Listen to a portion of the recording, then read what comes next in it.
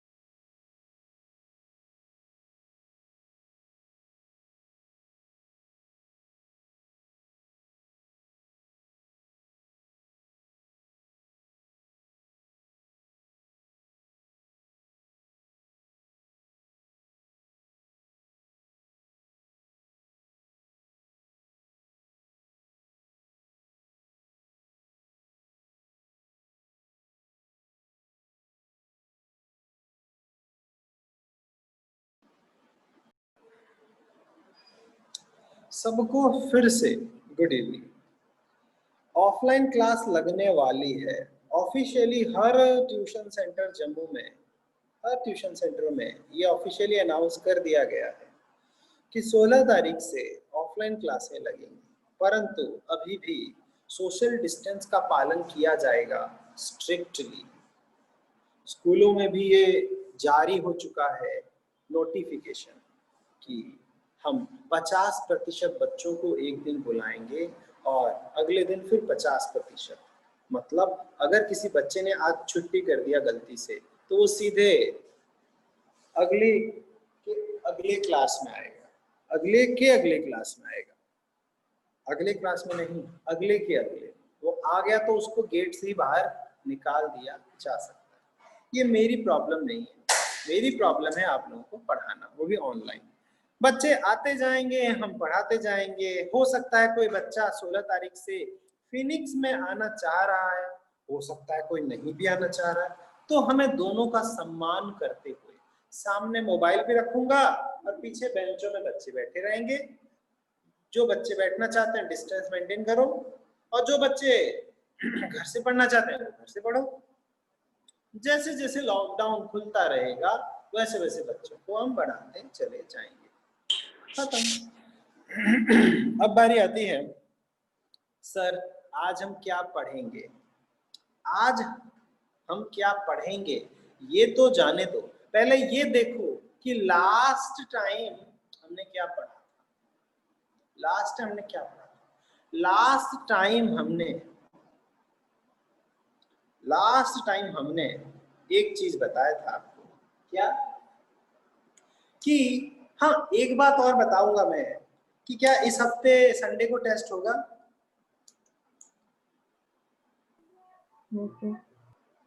बच्चों इस संडे को टेस्ट है? Yes sir. मैथ्स का है। मैथ्स का सब्जेक्ट बोलो मत, रिकॉर्डिंग हो रही है, आपकी आवाज भी रिकॉर्ड हो जाएगी, इसलिए शांत रहो, टाइप करो। अच्छा, साइंस का नहीं है तो ठीक है, अगले हफ्ते साइंस का होगा, कोई बात नहीं बच्चों। लास्ट टाइम हमने क्या पढ़ा था केमिस्ट्री में? देखो, हमने last time atomicity, molar mass, formula और वैलेंसी, इन चारों चीजों का एक साथ इस्तेमाल करना सीखा था। फिर से सुनो, एटॉमिसिटी, वैलेंसी, मोलर मास और फॉर्मूला, इन चारों चीजों का इस्तेमाल करना एक साथ सीखा था। और मैंने आप लोगों को काम दिया है, और दिया था, इससे बोलूंगा मैं। आपको बोला था कि एनसीईआरटी के बुक में एक पेज है, जिस पेज में सारे कैटायंस और एनायन को टेबल में वैलेंसी के साथ, उनके नाम के साथ भी लिखा गया है। आपको एक कैटायन पकड़ना है और समस्त एनायन के साथ उसका फॉर्मूला और नाम लिखना है, बस, और कुछ नहीं। ऐसा करते हुए आपको बहुत सारे कंपाउंड लिखने आ जाएंगे। मैं उनकी शक्ल देखना चाहता हूँ। पहले बताओ, कौन है वो बच्चे जिन्होंने कम से कम 200 फॉर्मूलेस बनाए? जल्दी बताओ। 200 शायद ज्यादा बोल दिया मैंने, 150, 150।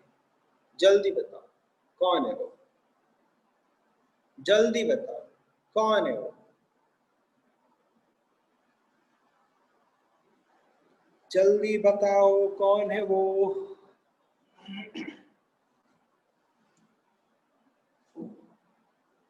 ओके, बहुत अच्छा, वेरी गुड। अब देखो हमारा अगला टॉपिक क्या है। अगला हमारा टॉपिक क्या है, क्योंकि इस चैप्टर में अब ज्यादा टॉपिक नहीं बचे, इस चैप्टर में अब ज्यादा टॉपिक्स नहीं बचे, ठीक है।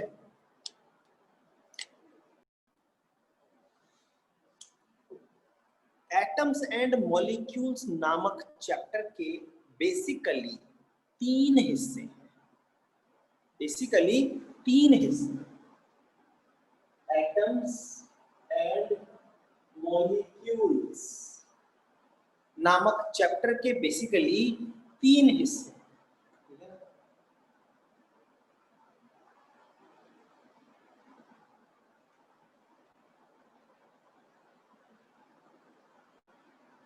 एलिमेंट्स,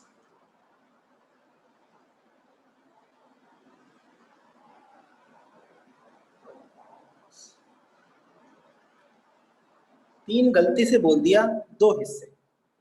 एक्चुअली मैं मैटर में चला गया। मैटर में प्योर, उसके बाद इम्प्योर था। प्योर के 2 हिस्से, एलिमेंट एंड कंपाउंड।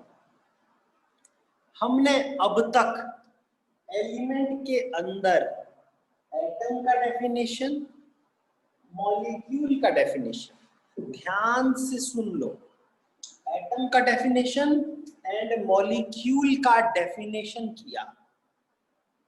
एटम का डेफिनेशन, मॉलिक्यूल का डेफिनेशन किया, एलिमेंट का डेफिनेशन और कंपाउंड का डेफिनेशन किया। अगर आपको समझ नहीं था तो एक बार फिर सुन लो। किसी भी मैटर का स्मॉलेस्ट पार्टिकल एटम होता है और किसी भी मैटर का प्योरेस्ट फॉर्म एलिमेंट होता है। क्या आप सबको सुनाई दे रहा है, समझ आ रहा है? एक बार मुझे यस यस करके रिप्लाई दे दो ताकि मुझे लगे कि काम की क्या आप लोगों का। ठीक है, ओके, 2 बच्चों ने रिप्लाई किया। ओके, ठीक है, 3 बच्चों ने रिप्लाई किया, 4। ठीक है बच्चों, ठीक है बच्चों, अब मुझे सुकून मिल रहा है। ठीक है, अच्छा लग रहा है, अच्छा लग रहा है। सब मतलब सुन रहे हैं। ये बीच बीच में कोई लेफ्ट हो जाता है, कोई ज्वाइन हो जाता है, ये जो डिसकंटिन्यूटी ना, इससे मेरा भी मन फीका हो जाता है कि बेचारा बच्चा दोबारा ज्वाइन करेगा तो कितना मिस कर चुका होगा, इसलिए मैं रिकॉर्डिंग भी ऑन करके रखा है। एक बार सुन लो बच्चों, क्योंकि चैप्टर का जो है अंत होने वाला है, उसे जस्ट एक फाइनल टच देने जा रहा हूं आज, उसके बाद अगले चैप्टर की तरफ कूच करेंगे।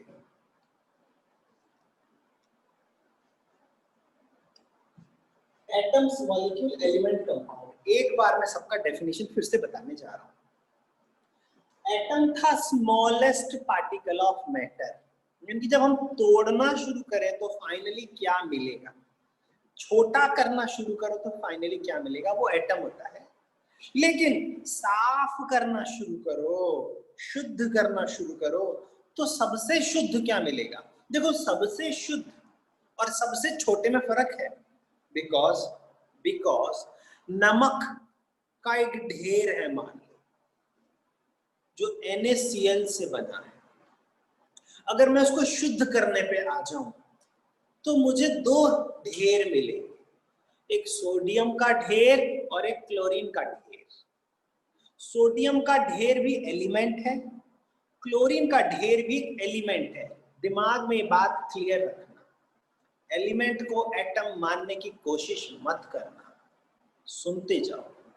NaCl के एक ढेर को जब मैं शुद्ध करने पे आ गया, बिजली पास कर दिया, तो मैंने देखा उसमें से Na और Cl अलग अलग हो गए। नो डाउट कि NaCl भी अपने आप में प्योर है, कंपाउंड को भी प्योर मानते हैं, लेकिन उसको क्या और प्योर किया जा सकता है? Yes, by chemical method pure किया जा सकता है, भले ही फिजिकल मेथड से वो प्योर नहीं हो सकता। तो केमिकली जब हमने बिजली पास किया तो Na अलग Cl अलग हो गया, तो Na का एक ढेर मिला, Cl का भी एक ढेर मिला, वो तो गैस है जाने। अब Na के एक ढेर को पकड़ लो, क्या मैं इस ढेर को एलिमेंट ही बोलूंगा ना, या कुछ और बोलूंगा? एलिमेंट ही बोलूंगा ना, है कि नहीं?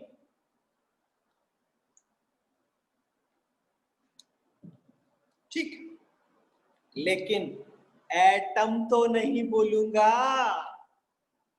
एटम थोड़ी बोलूंगा, एलिमेंट बोलूंगा। जब मैं उस ढेर को तोड़ना शुरू करूंगा तो सोडियम ही डिवाइड होके और छोटा सोडियम और छोटा सोडियम और छोटा सोडियम और छोटा सोडियम और छोटा सोडियम और छोटा और छोटा और छोटा और छोटा और छोटा, फाइनली मुझे सोडियम का एक स्मॉलेस्ट टुकड़ा मिलेगा। देखो, एक क्वेश्चन अभी भी किसी ने पूछा, मुझे दिमाग में आ गया तो साइड में लिख देता हूं, लिख दिया मैंने। सबसे छोटा टुकड़ा मिलेगा, उसे मैं एटम बोलूंगा। तो यहां पर एक कहावत हो सकती है, कहावत उसे बोलते हैं जिसे कोई झुटला नहीं सकता, जिसे कोई डिस्प्रूव नहीं कर सकता। वो है, हर एटम एक एलिमेंट है, मगर हर एलिमेंट एटम नहीं है। देख लो,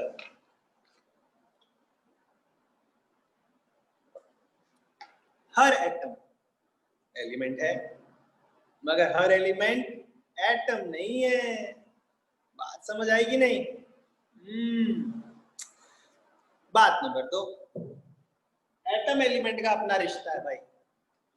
अब मॉलिक्यूल और कंपाउंड का क्या रिश्ता है?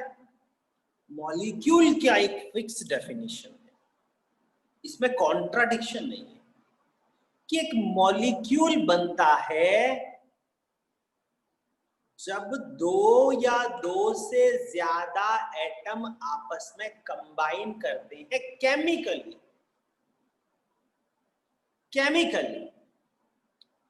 उसको बोलते हैं मॉलिक्यूल। अगर मैं आपको बर्तन के अंदर, मैं कहता हूं ये लो बर्तन है,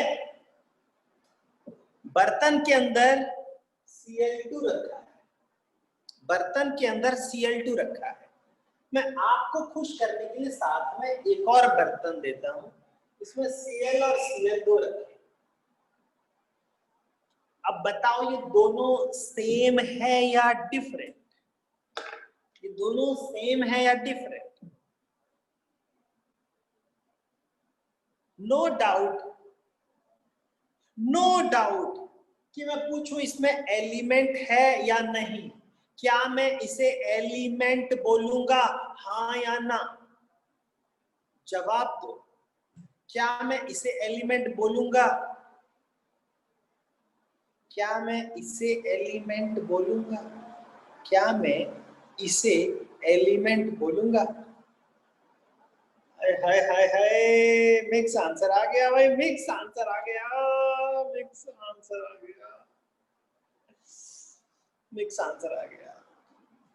चलो आपके लिए बता दो, अगर मैं बोलूं कि इसके अंदर क्या है, तो आप जवाब में क्या बोलोगे? इसके अंदर क्या है तो आप जवाब में क्या बोलोगे? कंपाउंड में क्यों बोल रहे हो? आप सीधे बोलो ना, क्लोरीन है बोलो, प्रोनाउंस करके बोलो क्लोरीन है। मैं पूछूं इसके अंदर क्या है, तो भी आप क्लोरीन ही बोलोगे और कुछ नहीं बोल सकते। क्लोरीन का आइटम है, क्लोरीन का मॉलिक्यूल है, क्यों बोल रहे हो? आप क्लोरीन ही बोलोगे। मतलब सोडियम क्लोराइड, कार्बन डाइऑक्साइड, दो नाम मिला के बोले क्या? नहीं, क्लोरीन ही बोला ना। तो मतलब इसके अंदर भी क्लोरीन है, इसके अंदर भी क्लोरीन है, मतलब दोनों एलिमेंट है, दोनों एलिमेंट है। आप इनको दोनों को कंपाउंड नहीं बोल सकते किसी एक को, दोनों एलिमेंट है बच्चों। लेकिन पूछा जाए इन दोनों में डिफरेंस क्या है, फिर डिफरेंस ये है, इसमें क्लोरीन का मॉलिक्यूल है और इसमें क्लोरीन के एटम्स हैं। मतलब एलिमेंट के भी दो हिस्से हो सकते हैं, एलिमेंट्स ऑफ एटम भी हो सकता है एंड एलिमेंट्स ऑफ मॉलिक्यूल भी हो सकता है। एलिमेंट्स ऑफ एटम भी हो सकता है, एलिमेंट्स ऑफ मॉलिक्यूल भी हो सकता है। लेकिन अगर मैं फास्फोरस की बात करूं तो what is difference between phosphorus and P4? What is difference between O and O2? What is difference between S and S8? Element के अंदर ये दोनों आ जाएंगे, मगर एक है एलिमेंट्स ऑफ एटम और ये है एलिमेंट्स ऑफ कंपाउंड। मत बोलना, एलिमेंट्स ऑफ मॉलिक्यूल बोलना। तो मॉलिक्यूल का डेफिनेशन है जब जब दो या दो से ज्यादा एटम आपस में कंबाइन कर जाएं, उसको बोलते हैं मॉलिक्यूल। तो मॉलिक्यूल के अंदर O2, F2, N2, P4, S8, ये सब क्या है? ये सब क्या है? मॉलिक्यूल्स हैं। परंतु CO2, H2O and NaCl बोलूंगा मैं, H2O साथ में HCl, SO2, ये सब क्या है? नीचे वाले सब क्या है?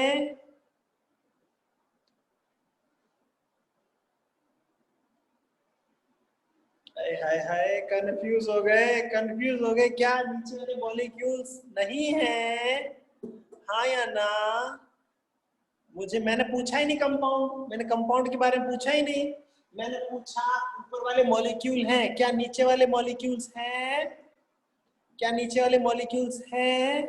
इसका जवाब है हाँ, क्योंकि मॉलिक्यूल का डेफिनेशन है जब दो या दो से ज्यादा एटम कंबाइन करें तो उसे मॉलिक्यूल बोलते हैं। मैंने कब बोला कि दोनों एटम सेम होने चाहिए या डिफरेंट?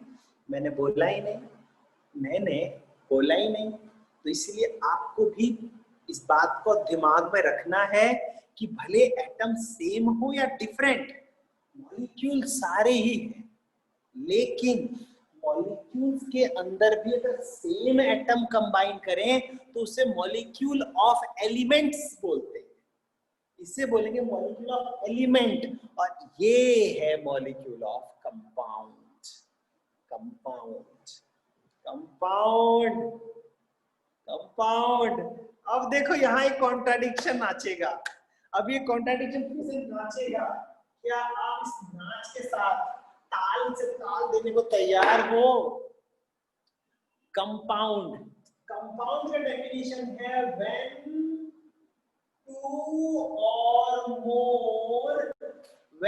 टू और मोर, यहां डिफरेंट लिखना पड़ेगा, यहां पर डिफरेंट लिखना पड़ेगा, यहां डिफरेंट लिखना पड़ेगा।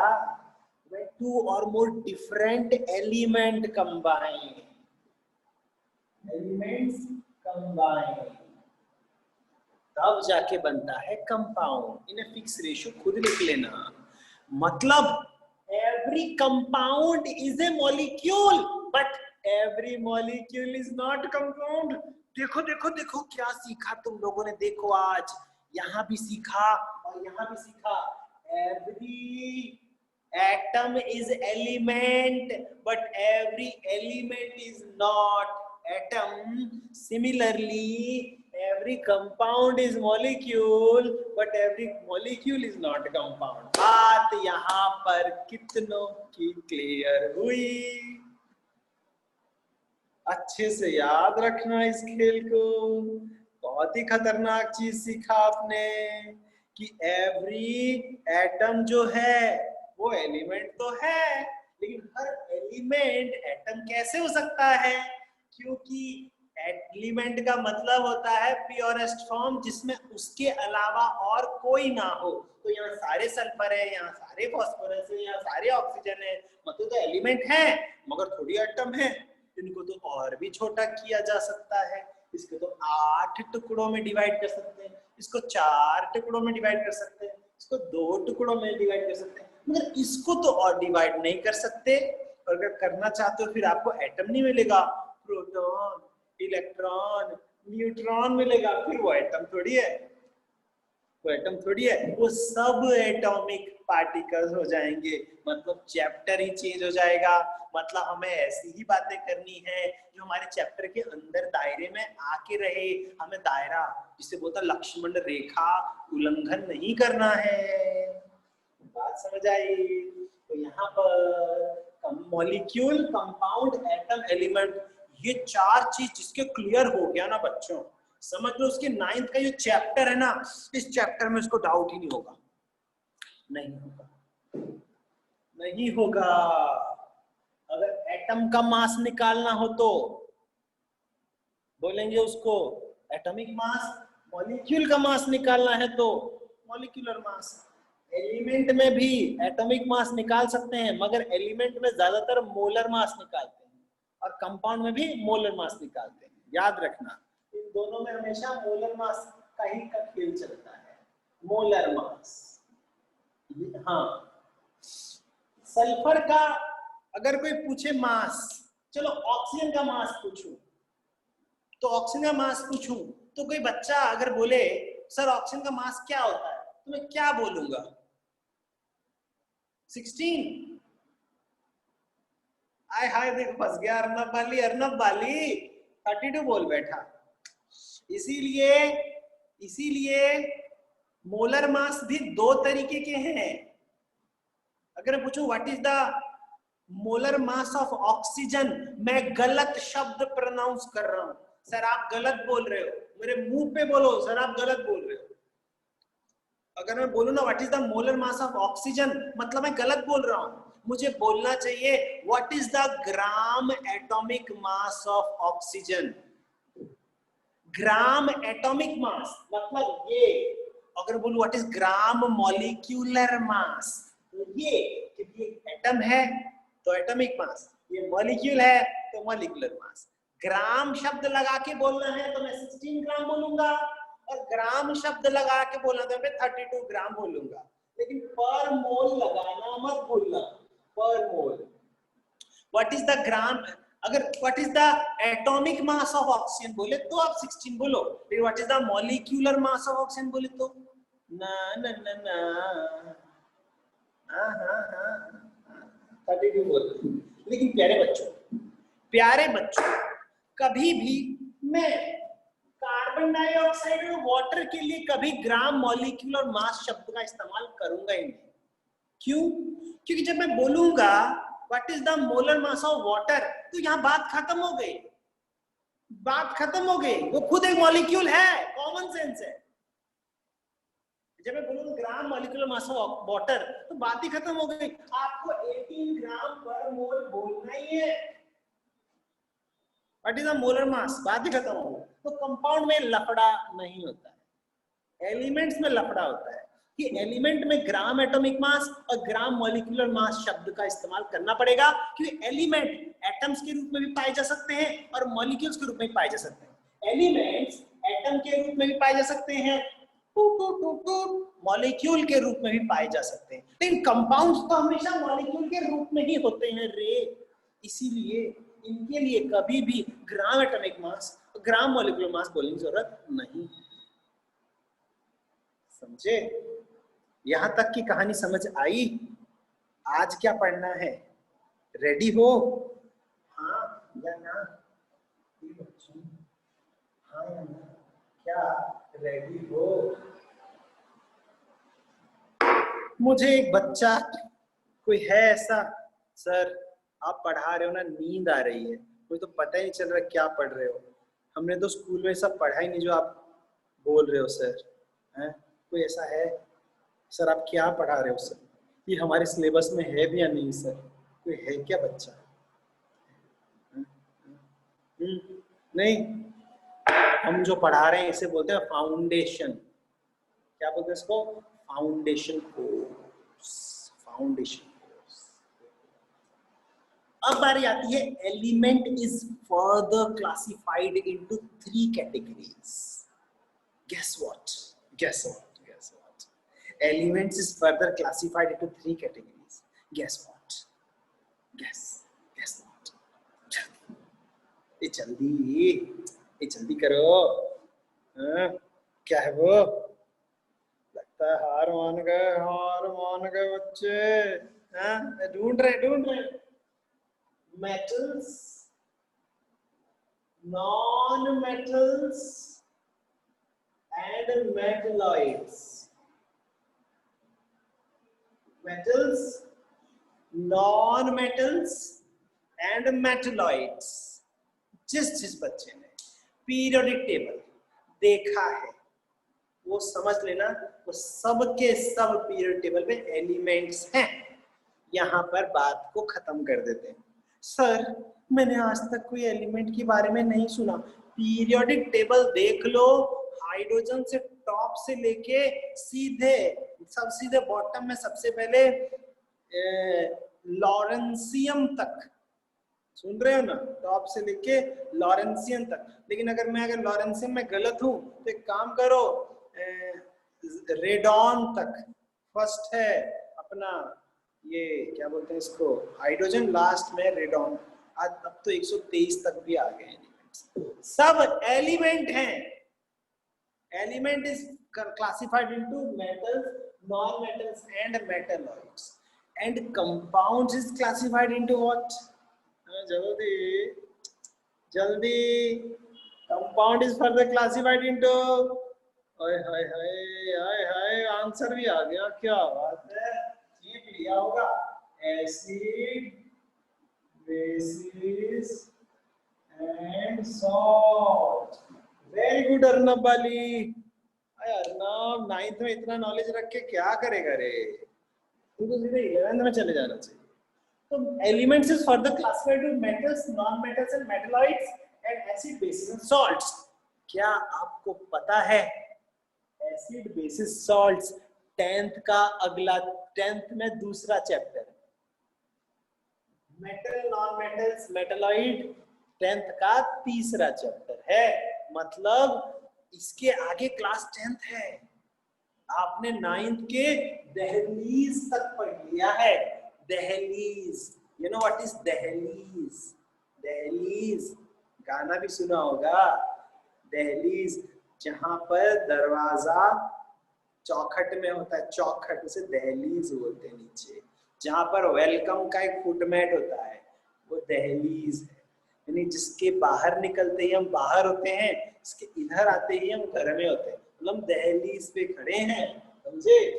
तो लेकिन फिर भी दहलीज के बाहर थोड़े से पैर डाल देता हूँ, क्या फर्क पड़ता है आपको बताता हूँ। मेटल्स, मेटल की प्रॉपर्टी तो नहीं बताऊंगा, आपको पता है कि मेटल्स की अपनी खुद की आइडेंटिटी होती है। ये मैलिएबल होता है, ये डक्टाइल होता है, ये सोनोरस होता है, ये लस्ट्रस होता है, ये गुड कंडक्टर होता है, ये है मैलिएबल। so, ये मेटल है। तो मैं जस्ट एक दो एग्जांपल लेता हूँ, जैसे मैं copper, gold, aluminium, iron etcetera. Non metal, sulphur, oxygen, nitrogen, phosphorus etcetera. Metalloid, silicon and germanium etcetera. Metalloids की जो कैटेगरी है वो उसकी प्रॉपर्टी जो है वो मेटल से भी मिलता है और नॉन मेटल से मिलता है, इसलिए इसको मेटलॉइड और सेमी मेटल बोला जाता है, सेमी मेटल भी बोला जाता है। एसिड, एसिड का property HCl, H2SO4, HNO3 etcetera. Base NaOH, KOH, साथ में NH4OH एक्सेट्रा। और salt NaCl, CuSO4, FeCl3 etcetera.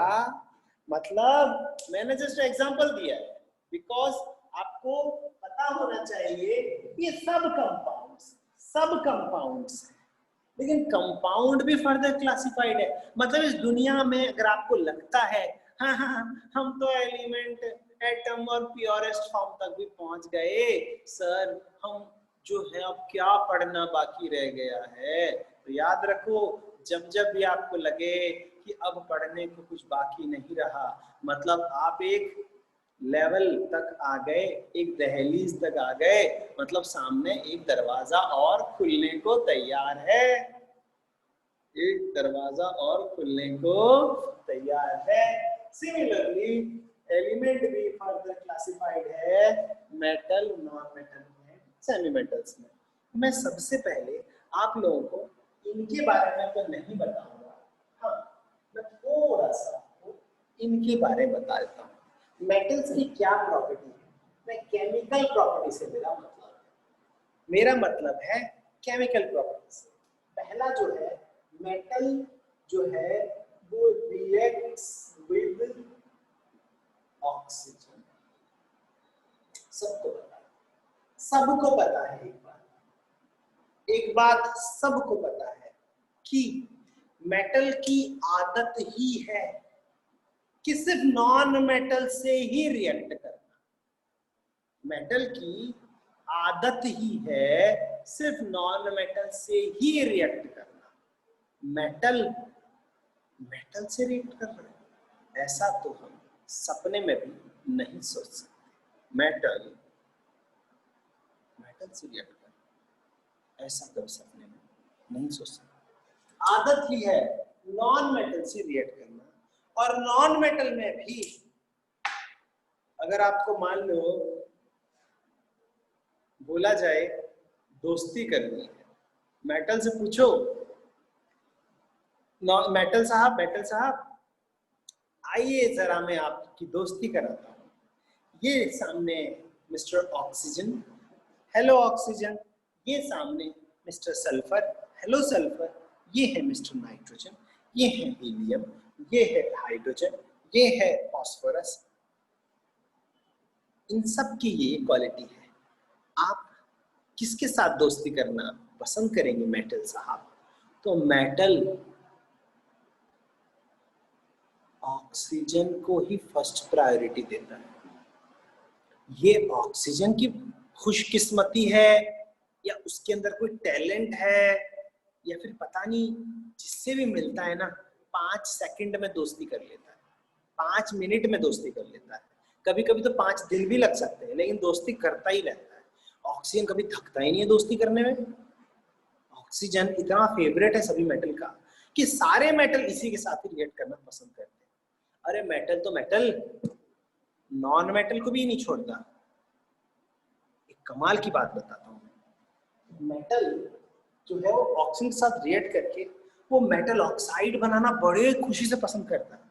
अगर मैं सोडियम की बात करूं तो कहते हैं कि अरे सोडियम को तो लोगों ने कैरोसिन में डुबा के छुपा के रखा है जमाने से, ताकि किसी की बुरी नजर ना लग जाए। लेकिन सोडियम है कि जैसे ही अंगड़ाई लेते हुए सीधे बाहर आता है सोडियम से, सीधे ही ऑक्सीजन, हेलो हाय खाना खा के जाना, सीधे ही आके लपक के रिएक्ट कर जाता है। और इतना विगरस रिएक्शन होता है ना सोडियम का ऑक्सीजन, देखते देखते रिएक्ट कर जाता है, देखते देखते। आपको संभलने का, सोडियम को वापस कैरोसिन में डालने का भी मौका नहीं मिलता है, इतना विगरस है सोडियम का रिएक्शन। फास्फोरस की बात कर रहा हूँ, इसमें नॉन मेटल की बात कर रहा हूँ एक, तो फास्फोरस भी ऑक्सीजन के साथ दोस्ती करने में इतना नंबर वन है कि कहते हैं फास्फोरस ना अंधेरे में ग्लो करता है। फास्फोरस अंधेरे में ग्लो करता है, इसको बिल्कुल कैमिल्यूमिनेसेंस बोलते हैं, एक लॉजिक है। जैसे रात को जुगनू ग्लो करता है, फास्फोरस रात को ग्लो करता है। ये ग्लो वाला चीज क्या है भाई? क्या हो सकता है किसी चीज में आग लग जाए, वो भी बिना आग दिए? सुन लो अच्छे से, 8th क्लास में हमने पढ़ा है कि what are the necessary condition for combustion? Fuel, separative combustion and ignition temperature पढ़ा है। लेकिन मेरे लाल हर जगह ये लॉजिक काम नहीं करता है। फास्फोरस एक ऐसा केमिकल है जिसको जलने के लिए केवल ऑक्सीजन चाहिए और कुछ नहीं। इग्निशन टेम्परेचर तो दूर की बात है, कमरे में मौजूद जो कमरे का टेम्परेचर ना, रूम टेम्परेचर, उसी से रिएक्ट कर जाता है फास्फोरस, ग्लो करने लग जाता है। That's why phosphorus is stored in, time दे रहा हूं जल्दी बताओ, 10, 9, 8, 7, 6, 5, 4, 3, 2, 1, 0। ककुम्बर, वैक्यूम, केरोसिन, क्या आंसर है? इसका जवाब है water. Phosphorus store in water. सोचा भी नहीं हुआ किसी ने, क्योंकि फास्फोरस तो रूम टेम्परेचर में आग लग जाता है और पानी का टेम्परेचर रूम से कम होता है, इसीलिए उसमें आग नहीं लगता है। याद रखना, याद रखना। अब सवाल है, non metal is also react with water, oxygen. Metal तो बनाता है मेटल ऑक्साइड और नॉन मेटल बनाता है नॉन मेटल ऑक्साइड। मेटल बनाता है मेटल ऑक्साइड और नॉन मेटल बनाता है नॉन मेटल ऑक्साइड। लेकिन मेटल के ऑक्साइड और नॉन मेटल के ऑक्साइड में क्या फर्क है? क्या फर्क है? इसका जवाब है, मेटल ऑक्साइड जो होते हैं वो बेसिक होते हैं और नॉन मेटल ऑक्साइड जो है वो एसिडिक होते हैं। आपके उम्र में बेसिक और एसिडिक को डिफाइन करने का क्या सिस्टम है, जरा मैं देखना चाहता हूं। आप अपनी जिंदगी में किसे बोलोगे बेस और आप अपनी जिंदगी में किसे बोलोगे एसिड? बच्चों, क्या कोई मुझे अपनी भाषा में व्यक्त करके बता सकता है कि सर हमारे कबीले के लोग, एसिड का मतलब होता है this this this and base का मतलब है दिस दिस? क्या किसी के कबीले में कोई बेहतर डेफिनेशन है what is acid and what is base? जल्दी, मैं सुनने के लिए बेताब हूं, जल्दी बोलो। Base are sour in taste, as usual typical answer. सच में कबीले के ही लोग हैं ये लोग। सोर इन टेस्ट, अर्नब बाली, मैं तेरे को टेस्ट में केमिकल दूं और बोलूं अर्नब चेक करके बताओ ये बेस है या नहीं, तो अर्नब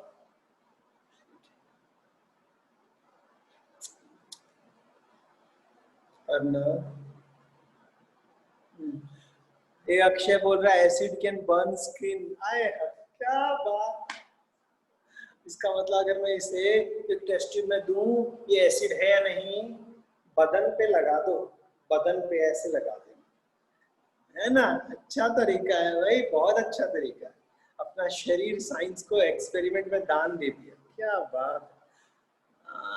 आए हाय, काव्या कह रही कि हैविंग पीएच। चलो कुछ तो बेहतर आंसर मिला, कुछ तो बेहतर आंसर मिला। सबसे आसान है लिटमस।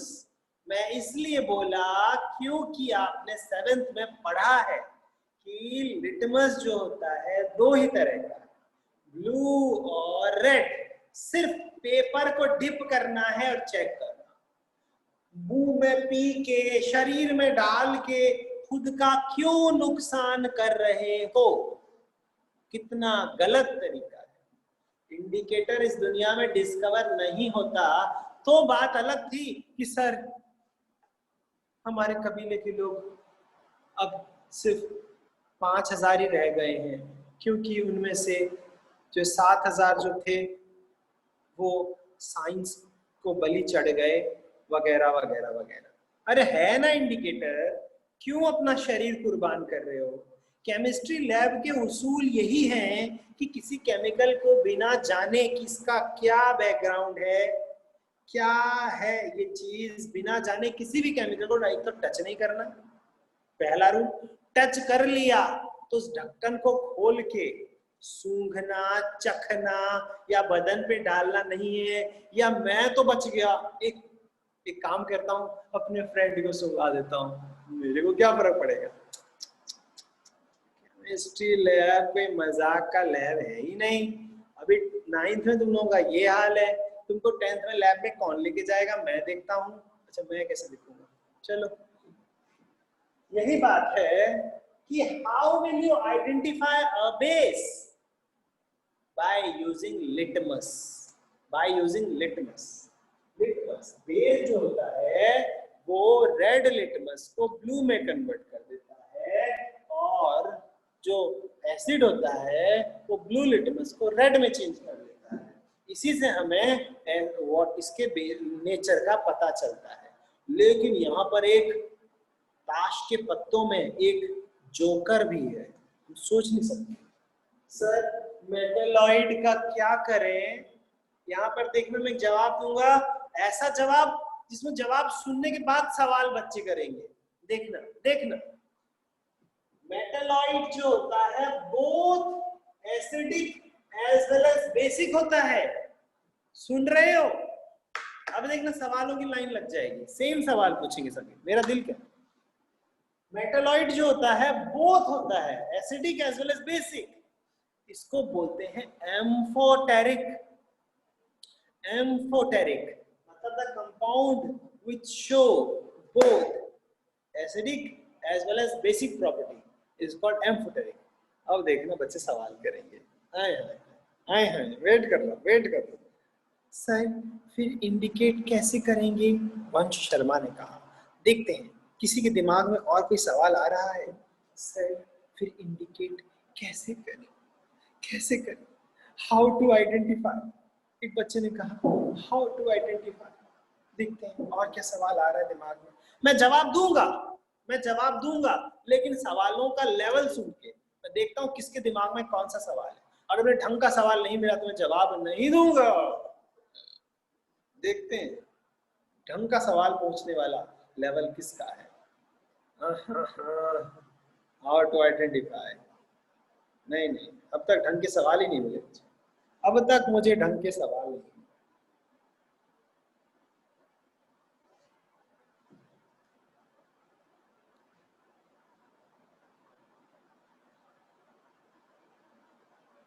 ना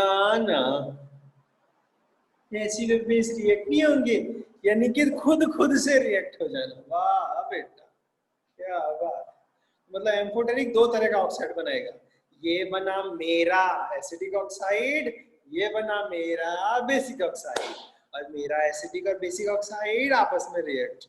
वाह रे क्या बात। ढंग का सवाल नहीं मिला, मुझे बहुत खेद के साथ कहना पड़ रहा है कि सवाल का जवाब के लिए आपको क्लास 10th का इंतजार करना पड़ेगा। अब हम आगे बढ़ते हैं, कंपाउंड्स में आते हैं। कंपाउंड्स 3 कैटेगरी है, एसिड, बेस एंड सॉल्ट। मैंने एक बात याद रखो, एक चीज पहले ही बता दी है कि बेस वो होता है जो मेटल ऑक्साइड, यानी कि सोचने वाली बात है कि बेस वो होगा ऑब्वियसली जो मेटल से बना है, मेटल के कंपाउंड्स। और एसिड क्या होता है, नॉन मेटल के कंपाउंड्स। कंपाउंड में भी लिमिटेड है, ऑक्साइड या फिर हाइड्रोक्साइड, ऑक्साइड या फिर हाइड्रोक्साइड। सर आप ये क्या ऑक्साइड हाइड्रोक्साइड बोल रहे हो?